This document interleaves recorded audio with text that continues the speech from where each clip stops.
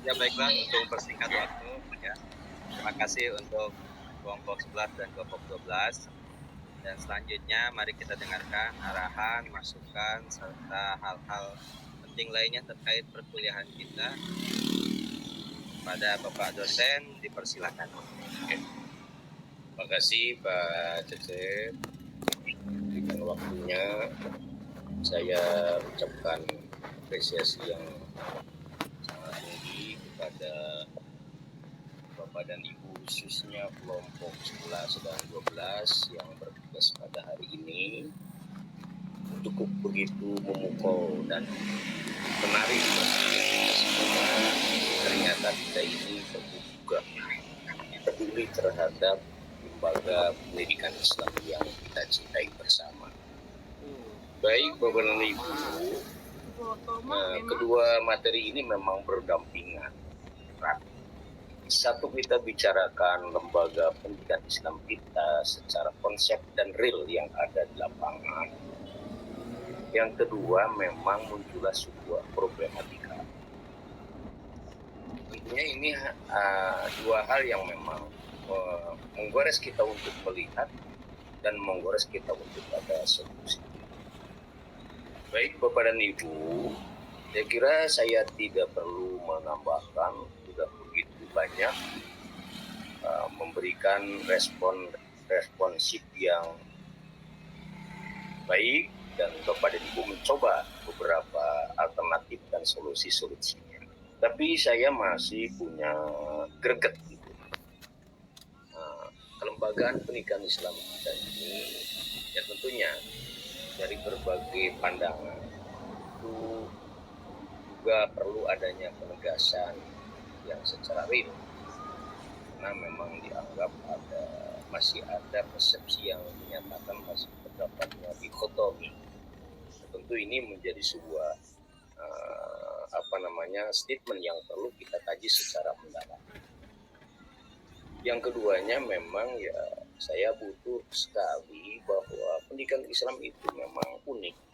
Pendidikan Islam itu yang memang memiliki ciri-ciri khas, memiliki karakter kalau kita bedakan secara pendidikan umum. Nah, ini ciri-ciri khas inilah yang menjadi sebuah bahan untuk kita terapkan kepada lembaga pendidikan Islam. Label-label pendidikan Islam itu memiliki ciri khas.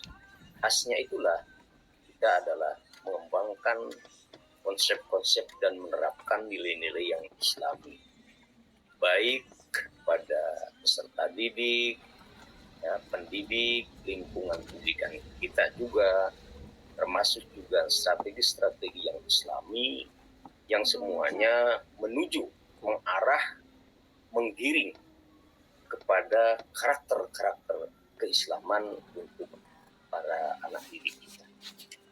Tentunya Bapak dan Ibu perlu digali apa menjadi ciri khas karakteristik lembaga pendidikan Islam.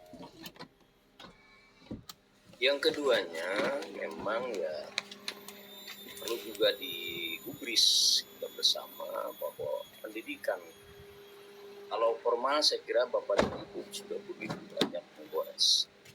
Pendidikan yang sangat mendasar inilah pendidikan informal. Ini dalam keluarga tentunya adalah ada di pundak ibu dan bapak di keluarga terhadap penerapan pendidikan Islam ini. Tentunya bidikannya pada nilai-nilai ini juga perlu dibicarakan. Perlukah ada satu batasan-batasan supaya metode-metode apa yang kira-kira bisa diterapkan dalam keluarga. Karena memang ya kita pendidikan di sekolah itu kan meneruskan dasar-dasar yang ada dalam keluarga. Baik Bapak dan Ibu, dari pertanyaan kelompok ke-11 ini tadi sudah begitu hebohnya.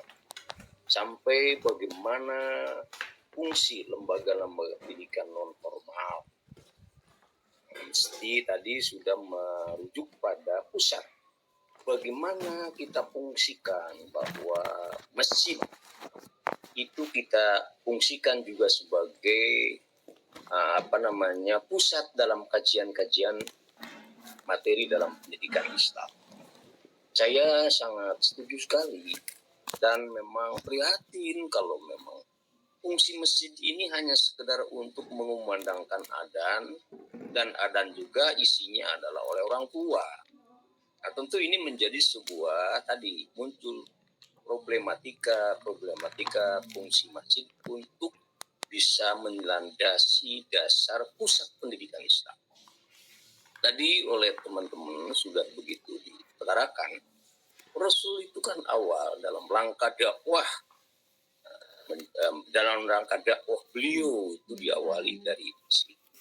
Kita coba ikuti jejak-jejak beliau dalam dakwah untuk memberantas kebodohan kejahilan dalam akidah, kejahilan dalam peribadatan, kejahilan ilmu pengetahuan. Kita coba fungsikan masjid. Nah, tadi muncul kira-kira bagaimana strategi bahwa fungsi masjid ini bisa semarak. Kira-kira menjadi satu bidikan kita yang sangat perlu perhatikan itu tentunya adalah anak-anak didik kita. Para remaja itulah memang ya di mana-mana sudah tidak asing lagi.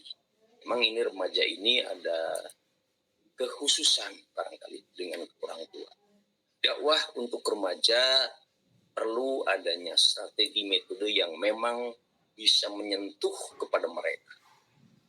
Kita tentunya melahirkan sebuah strategi pendidikan dakwah remaja, kira-kira mau dan cinta untuk di masjid. Nah, ini ya, menjadi sebuah problematika kita.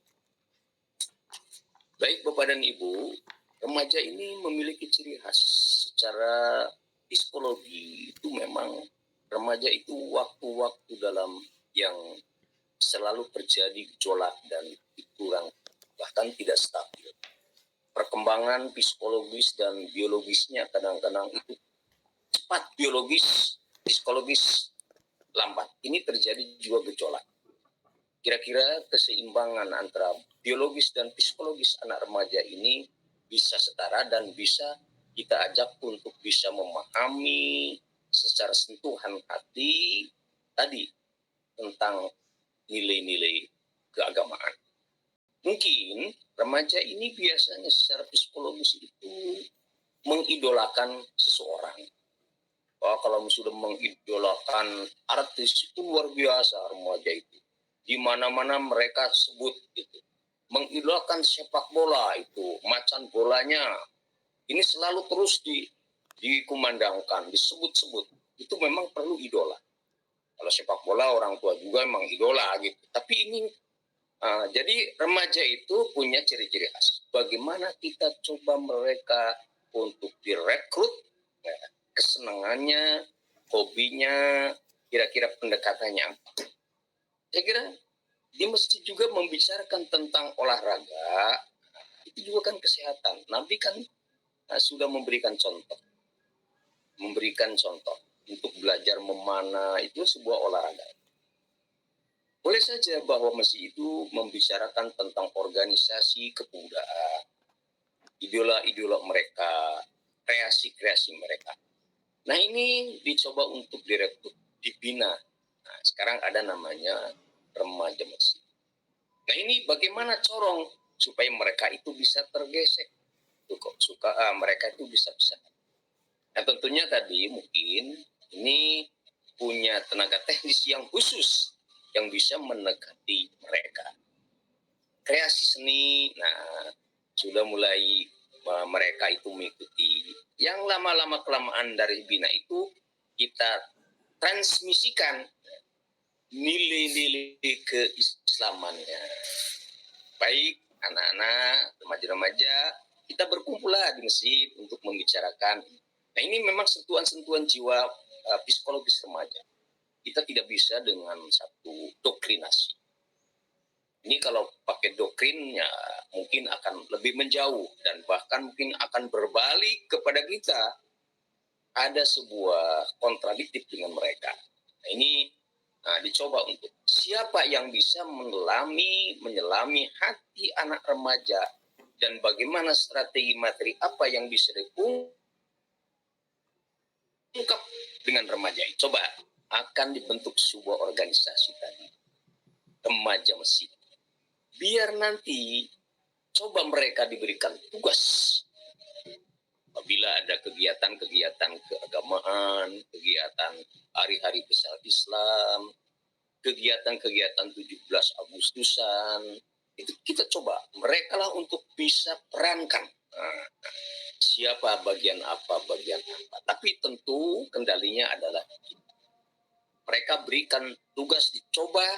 Nah ini dalam tugas ini coba untuk masukkan nilai-nilai Islam. Mbak Nana, teman-teman, setelah kita melakukan kegiatan poli, mari kita berbicarakan di masjid. Nah, itulah di situ. Yang lama-kelamaan mereka dengan sendirinya itu transformasi nilai keislaman tidak terasa akan masuk kepada mereka. Daripada dengan ultimatum ini tidak akan bisa. Bagus, saya setuju Pak, bahwa masjid kita fungsikan sebagai pembinaan umat. Inilah umat kita yang menjadi sangat produktif itu adalah sasaran bidikan kita adalah anak-anak kita. Itu sudah ilaharnya di mana-mana Pak. Masjid yang jamaah orang tua. Nah ini juga menjadi sebuah keprihatinan kita. Bagaimana untuk membuat strateginya? Kira-kira pertama tadi remaja mau dan senang duduk di masjid. Kira-kira daya pancing apa mereka bisa duduk. Nah setelah berduduk, mari coba apa yang mesti kita awal lakukan kepada mereka. Nah, tidak, saya kira Bapak dan Ibu punya strategi-strategi itu. Ini luar biasa bagus. Yang keduanya tadi saya melihat teman-teman menyoroti lembaga pendidikan non formal seperti yang ada di pesantren. Nah, memang Bapak dan Ibu, pesantren itu memang punya ciri khas. Walaupun modern dikatakan sekarang kata orang, tetap itu memiliki ciri khas kepesantrenan yang membedakan dengan pendidikan formal. Nah ini, saya kira ciri khas karakter kepesantrenan ini yang perlu saya kira harus dikawal. Menjadi bahan pokok. Tentunya inilah sebuah strategi metode yang dilakukan oleh para wali. Nah, regenerasi penerus kita ini ya tetap harus jaga. Salafiyah kepesantrenan itu menjadi ciri khas. Nah, adapun nanti tadi kata Pak Kodim, teman-teman, dalam penerapannya, strateginya itu menggunakan media-media yang terkinian. Nah, saya kira itu kan bagus. Tapi pokok ciri khas salafnya jangan sampai tersisihkan. Jangan sampai artinya, apalagi kalau memang sampai terhapuskan. Nah, ini bukan pesantren namanya. Nah, ini ciri khas kesalafiahannya dalam proses materi peribadatannya. Nah, tentunya dalam proses pembelajarannya, pesantren kan ini kan bukan hanya peribadatan, ini kan pembelajaran yang luar biasa terhadap akar-akar keagamaan. Di media-media inilah tentu dikemas sehingga pesantren itu bisa mengikuti zaman dan bisa juga memberikan nilai kepada zaman apapun. Hingga tadi dari Pak Imam, Pak Hodim dan teman-teman, sehingga pesantren itu memang ada tipe-tipe. Ada tipe pesantren modern tipe A, tipe B, tipe C. Tipe A memang menggunakan media tetapi mempertahankan kesalafannya, ya, kesantriannya, ciri khasnya itu. Nah ini walaupun menggunakan media dalam pesantren modern, menggali terus akar-akar keagamaan. Mereka terus menggali tentang ilmu-ilmu keagamaan. Karena dipersiapkan untuk regenerasi dalam pengembangan ekspansi pesantren itu. Yang tipe B, ini tipe pesantren modern yang tipe B memang 50% keagamaan untuk digali, 50% lebih pada fokus sosial ke masyarakatan. Nah, ini. Jadi ada keseimbangan. Ya, ada keseimbangan. Yang tipe C ini justru adalah pengembangan sains. Santri bersalap tapi memiliki teknologi sains yang bagus. Saya setuju walaupun santri salap tapi seperti teknologinya Jepang. Saya setuju ini. Jangan sampai wah ini santri nggak bisa apa-apa. Ternyata santri ini menguasai teknologi, menguasai dunia. Nah, ini. Saya setuju bahwa pesantren pendidikan bagian non formal tapi bisa memiliki eksistensinya, menaklukkan perkembangan zaman. Artinya bisa membendung terhadap global yang memang masuk, menjadi sasarannya adalah anak-anak muda. Baik Bapak dan Ibu, tadi memang saya setuju oleh Pak Imam, Pak Odim, Pak Yusuf, dan teman-teman bahwa metode yang perlu dikembangkan pada anak didik kita, terutama remaja, itu memang idealisme. Nah, ini idealismenya. Mereka itu idealisme, punya ideal, punya idola. Yang keduanya memang perlu disisipkan. Remaja itu adalah rasional. Kalau kita mengajari anak SMA, itu kadang-kadang kita ajukan dulu rasional. Oh, ini Pak Ustaz. Kenapa begini Pak Ustaz? Kenapa kok bisa begini? Sampai misalnya, kenapa daging babi itu diharamkan? Padahal daging babi itu ada bergizi. Daging babi itu bisa menumbuhkan biologis secara cepat. Kenapa Islam itu melarang? Nah, ini mereka diajak untuk bisa rasional. Yang akhirnya rasional itu merujuk pada sebuah hukum yang tidak bisa dirubah. Syariah yang tidak bisa dirubah. Syariah itu kalau memang haram ya haram. Nah, ini dicoba. Mereka itu idealis dan rasionalis. Yang ketiga, memang remaja itu adalah progresif sekali. Sedikit tersayat hatinya, tersinggung hatinya, mereka lain berpandangan. Ini memang menjadi sebuah pemerhati kita sebagai praktisi pendidikan dalam rangka melihat perkembangan remaja. Nah, ini memang di mana-mana problematika remaja menjadi pembicaraan.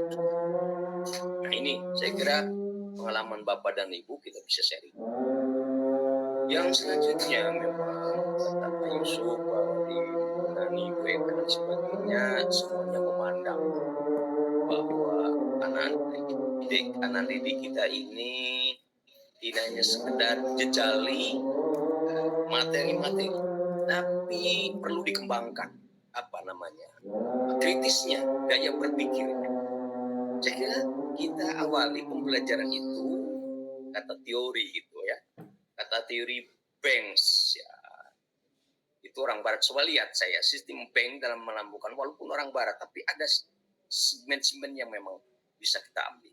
Yang pertama memang sebelum kita ini memang menggugah anak didik kita menjadi pemikir yang kritis terhadap sesuatu hal. Jadi tidak begitu menerima. Kira-kira mereka itu bertanya, apa Bu? Kenapa begini? Apa sebabnya? Terus mengembangkan itu. Dalam pembelajaran ini.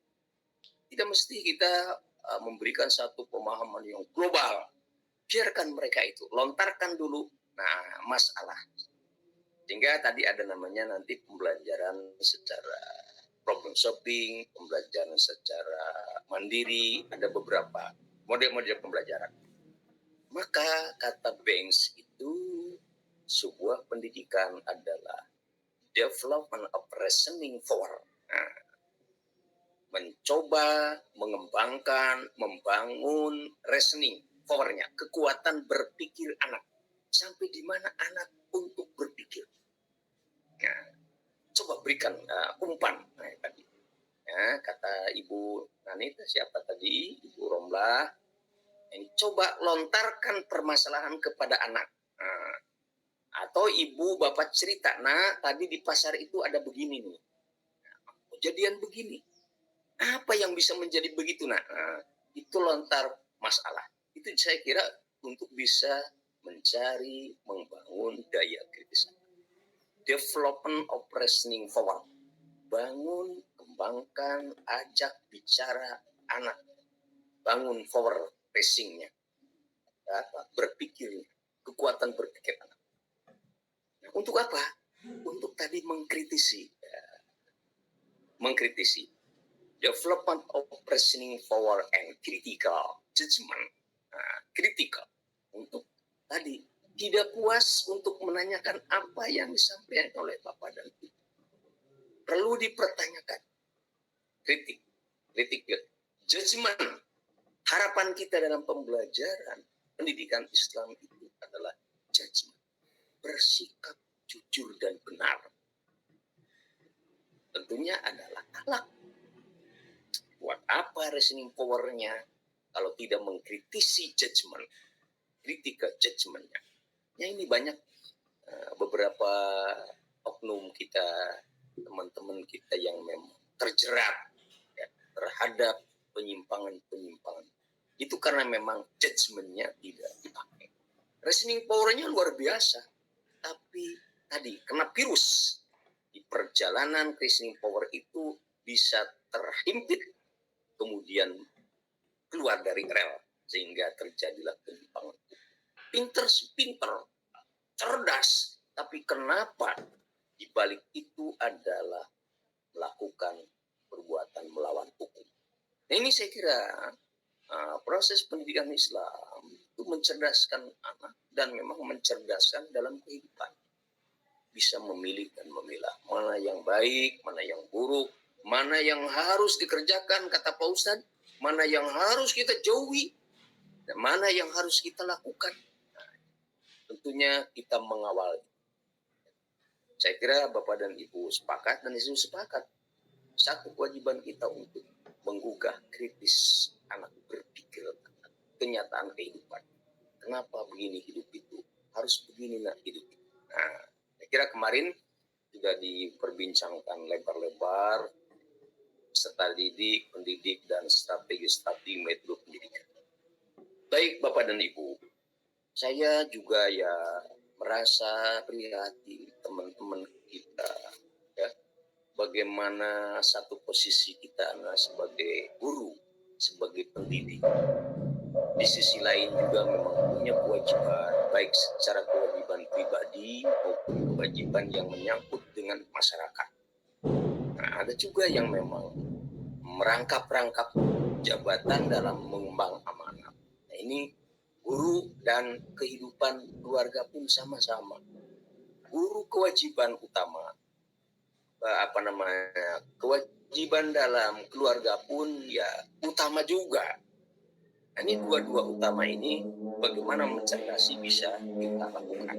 Ya tentunya tadi sudah ada suntikan-suntikan dari Bapak dan Ibu kesemangatan. Kita yang memang secara lahirnya kita punya imbalan. Itu suatu hal yang wajar.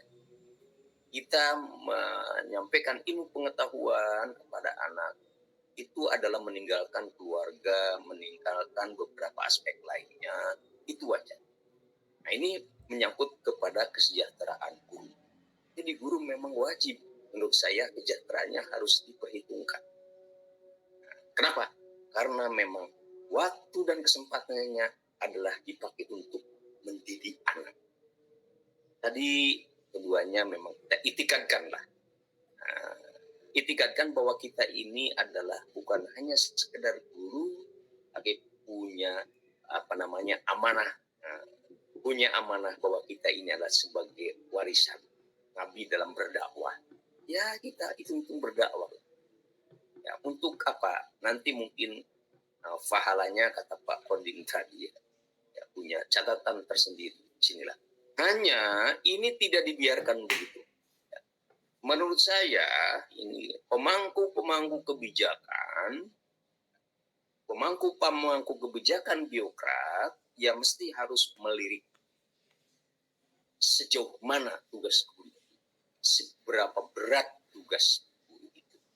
Maka perlu adanya perencanaan pendidikan yang strategis yang di dalamnya adalah merekrut sumber daya manusia, tentunya adalah guru. Saya setuju kalau guru itu diberikan tunjangan yang layak. Ya, kenapa DPR itu tunjangannya 40 juta? Guru hanya sertifikasi. Nah, saya kira padahal luar biasa objek. Menurut saya, logika saya, analisa saya. Jadi saya setuju. Kebijakan pemerintah ini patut untuk meningkatkan anggaran pendidikan. Salah satu pos utama adalah sumber daya manusia. Angkat guru yang banyak, kualitasnya kita tinggikan, sarananya kita perlukan, medianya kita perlukan, pelatihan workshopnya kita lihat, kawal dari pusat sampai ke daerah. Nah, apalagi di daerah 3T. Nah, ini yang menjadi. Nah, ini saya kira dirancang perencanaan strategi pengembangan pendidikan yang didasarkan pada output keberhasilan kualitas. Tadi kata Bapak dan Ibu, kualitas anak didik dan kualitas peserta didik. Dua-duanya harus menyatu. Yakin kalau sarananya bisa dibandingi, bisa disandingi, dan dikawal dengan tepat, sampai bisa kepada guru, sampai bisa sampai ke sekolah, sampai bisa dimiliki oleh anak. Itu dua faktor itu saya kira akan menunjang, mendongkrak kepada output yang baik. Saya prihatin, Pak, bagaimanapun Bapak dan Ibu gurunya pintar, tapi memang sarana apa yang kita akan gunakan? Ini logikanya. Bisa sih, bisa memang dengan menggunakan alat sarana yang sederhana kita pakai. Tentunya akan berlain dong.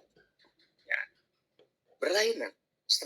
Pembelajaran di Jakarta yang begitu banyak sarananya dengan di daerah 3T ini berbeda.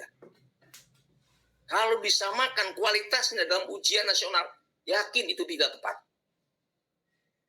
Saya mengusulkan sekali ini, anggaran sumber daya guru itu menjadi prioritas. Saya merasa iba Bapak dan Ibu guru itu bagaimana malam untuk bisa mencari rezeki, siangnya di madrasah. Itu kan yang luar biasa. Saya punya teman jadi guru di yayasan di Singapura. Jam 6 sampai jam 6 sore lagi. Tidak kemana-mana. Mengotak-ngatik anak manusia. Diproduk menjadi anak manusia yang baik. Dititipkan secara unggul, diproduk supaya tetap menjadi unggul. Berapa gaji mereka? Itu sesuai dengan kecukupannya. Hampir 30 juta. Mereka tidak mengojek, tidak mencari lagi apalagi, tidak sampai berdagang. Karena memang tadi mengotak-ngatik. Saya kira di kita juga kalau memang mampu negara ingin begitu. Jadi hasilnya kualitasnya luar biasa. Puas lah. Nah, ini sangat prihatin juga. Tapi ya tentunya hal itu tidak menjadi satu kendala yang memang paten. Tetapi masih tetap kita ada solusi-solusi untuk bisa sama-sama. Itu saja Bapak dan Ibu, saya hanya titip. Kita sama-sama untuk bisa memperhatikan dan peduli pada diskusi kelompok ke-11 dan 12 ini. Ciri khas kelembagaan pendidikan Islam kita ini harus berkibar dan harus dikawal sampai bisa memiliki nilai-nilai dan ciri khas pendidikan Islam. Inilah lembaga pendidikan Islam. Yang keduanya tadi memang bagaimana fungsi masjid ini supaya masjid menjadi pusat peradaban Islam. Tentunya adalah pendidikan regenerasi Islam. Yang ketiganya tetap pesantren merupakan salah ciri khas. Kesalapannya kita jaga, keasliannya kita jaga, tapi bisa dikemas dengan dukungan-dukungan yang terkini. Untuk apa? Menantang zaman yang selalu terus dinamika, berubah dan berubah. Yang ketiganya tadi proses pembelajaran awal mencoba pendekatan dengan development of reasoning power and critical judgment. Anak-anak kita ini mulus dari awal sampai akhir menjadi harapan kita sekarang. Baik Bapak dan Ibu sekalian, saya setuju kalau anggaran pendidikan itu diangkat lebih banyak. Bapak dan Ibu guru ya mestinya harus diposisikan sebagai mestinya. Kalau memang bangsa ini ingin maju. Bangsa ini kalau ingin maju, saya yakin sumber daya dulu. Bukan sumber daya alam dulu. Sumber daya manusia, bangsanya cerdas, pintar, ahli teknologi yang islami, sumber daya alam akan dikelola oleh kita. Sumber daya alam punya kita, dikelola kita, dan hasilnya kepada kita. Bukan hasilnya dibawa kepada orang, sampahnya untuk kita. Ini yang sangat prihatin, tidak boleh. Ini menurut saya dalam kajian analisa. Ini namanya juga adalah diskusi dengan teman. Saya kira itulah oleh-olehnya ya. Pada kesempatan diskusi ini, Pak Cecep. Halo Pak Cecep, masih bergabung? Saya kira cukup ya, bagus, cukup lumayan. Semakin mengkerucut, semakin kita ini memiliki tanggung jawab moral yang luar biasa. Saya apresiasi, terima kasih Pak Cecep telah memandu diskusi ini, dua kelompok selalu berdampingan dan memberikan respon saling ngisi dalam hal kajian-kajian yang timbul. Nah ini juga diwarnai dengan isu-isu pengalaman teman-teman di daerah, berbagi pengalaman, ya pengalaman kepahitannya, pengalaman kemanisannya, sama-sama kita bisa untuk merespon dan untuk memberikan satu dorongan bersama-sama. Baik, Pak Cece, saya kira sudah cukup ya. Oke. Hal-hal lain yang perlu berkait dengan teknis pembelajaran, monggo nanti Pak Cecep bisa bermusyawarah dengan teman-teman. Nanti setelah itu bisa disampaikan kepada saya menjadi bahan pemikiran bersama. Saya sih fokusnya pembelajaran ini adalah menyenangkan dan tidak memberatkan, tapi punya hasil yang luar biasa. Saya nggak senang kalau saya dulu kalau kuliah diberikan tugas yang banyak, satu dosen itu ada 7 tugas. Jadi belajarnya saya ini tuh nggak ada bikin tugas melulu, apa mengkaji materi yang inti penting untuk kita diskusikan. Saya membidik dalam proses pembelajaran ini adalah pada temuan, bukan hanya metode. Media itu membantu bagaimana cara untuk menyampaikan. Oke, Pak Cecep. Halo Pak Cecep, masih bisa bergabung? Oke, untuk itu dicukupkan dari saya. Ya mohon maaf. Ya, mohon maaf Pak Cecep dan teman-teman. Saya kira materinya sudah semua dihasilkan oleh teman-teman. Saya bukan mengajar, hanya mengikuti, menyimak, dan memang memberikan dorongan semangat. Saya yang penting itu. Karena yang belajar itu bukan saya, yang belajar itu adalah Bapak. Ini adalah Vival Center. Vival Center ini bukan teacher center. Kalau teacher center itu sudah kurang berlaku. Pensil nggak apa-apa. Ya? Di SMP, SMA-nya sudah Vival Center. Aktif itu adalah siswa mencari, menanyakan. menemukan. Itu kalau tingkat perguruan tinggi sekarang Bapak ada sebagai height-nya sebagai mahasiswa yang saya kira dibanding dengan reguler berlainan. Ini sudah lain pandangan. Tentunya saya kepengen Bapak dan Ibu di samping itu adalah risetnya. Nanti menjadi bahan riset dan menjadi kajian, menjadi persiapan skripsi Bapak-bapak dan Ibu itu. Baik, Pak Cecep, dari saya mohon maaf banyak kurangnya, banyak kesalahannya. Tentunya dari Bapak Masud. Akhirul kalam, billahi taufiq wal hidayah wa'afa minkum. Wassalamualaikum warahmatullahi wabarakatuh. Waalaikumsalam warahmatullahi wabarakatuh. Waalaikumsalam warahmatullahi wabarakatuh. Oke, Pak Cecep, saya mohon izin pamit, boleh? Siap, silakan Pak. Silakan lanjutkan aktivitas Pak dosen. Oke, ya saya akan ke pasca ini ada tugas. Hal-hal lain bisa nanti Suratun. konfirmasi dengan Pak Cecep. Monggo aja Pak, dilanjutkan.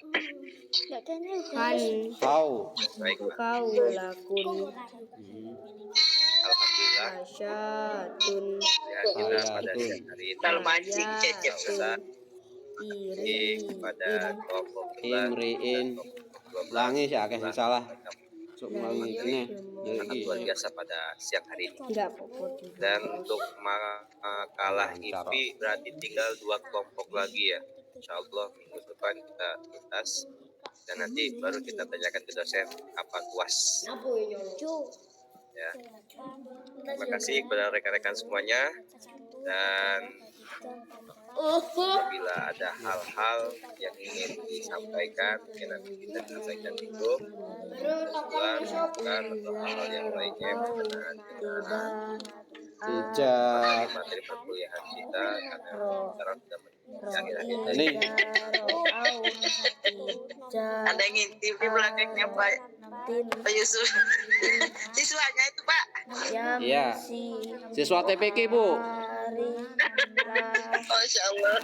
Dari tadi bolak-balik. Ah. Pak Cecep mau pergi mancing. ya tutup dulu lah. nama Binahlin.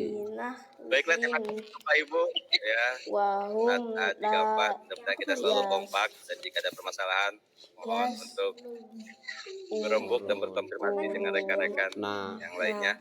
Dan terima kasih atas segala perhatian serta mohon maaf atas segala kekurangan. Mari kita tutup perkuliahan kita pada siang hari ini dengan bacaan kafaratul majlis. Subhanakallah wa bihamdika.